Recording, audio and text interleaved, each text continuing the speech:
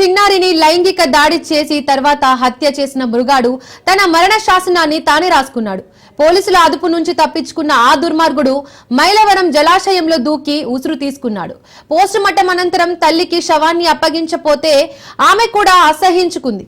చివరకు మున్సిపాలిటీ సిబ్బంది ఆ నీచుడి మృతదేహానికి అంత్యక్రియలు పూర్తి చేశారు.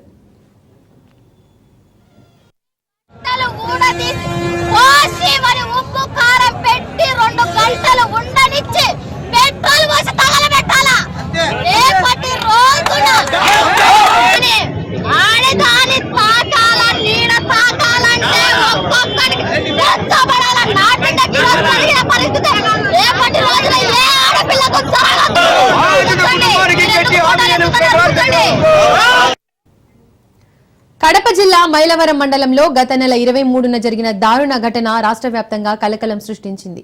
3 ఏళ్ల చిన్నారిని అత్యాచారం చేసి హత్య చేసినట్లు ఆరోపణలు ఎదుర్కొన్న నిందితుడు రహమతుల్లా ఈ ఘటన తర్వాత పరారీలో ఉన్నాడు.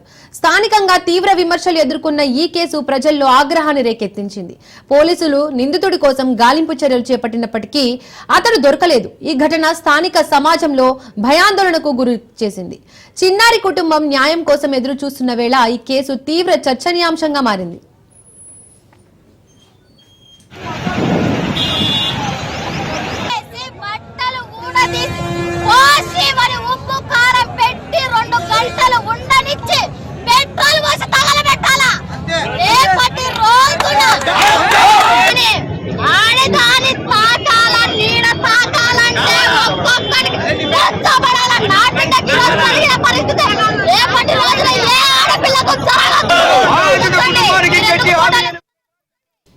మైలవరం జలాశయంలో రహమతుల్లా శవమై కనిపించాడు. పోలీసులు ప్రాథమిక విచారణలో అతను జలాశయంలోకి దూకి ఆత్మహత్య చేసుకున్నట్లు గుర్తించారు. స్థానికుల నుంచి సమాచారం అందిన వెంటనే పోలీసులు ఘటనా స్థలానికి చేరుకుని మృతదేహాన్ని వెలికితీశారు.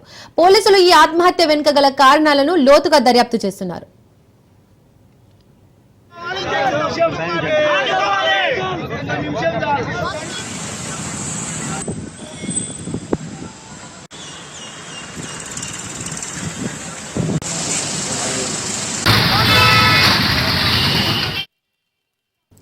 మృతదేహాన్ని పోస్టుమార్టం కోసం పంపిన పోలీసులు రహమతుల్లాగా గుర్తించారు. అయితే రహమతుల్లా తల్లి, కుటుంబ సభ్యులు మృతదేహాన్ని స్వీకరించడానికి నిరాకరించారు. ఈ నేపథ్యంలో పోలీసులు మృతదేహాన్ని మున్సిపల్ సిబ్బందికి అప్పగించారు. మున్సిపల్ అధికారులు దహన సంస్కారాలను చేపట్టారు. ఈ ఘటన స్థానికంగా తీవ్ర చర్చనీయాంశంగా మారింది.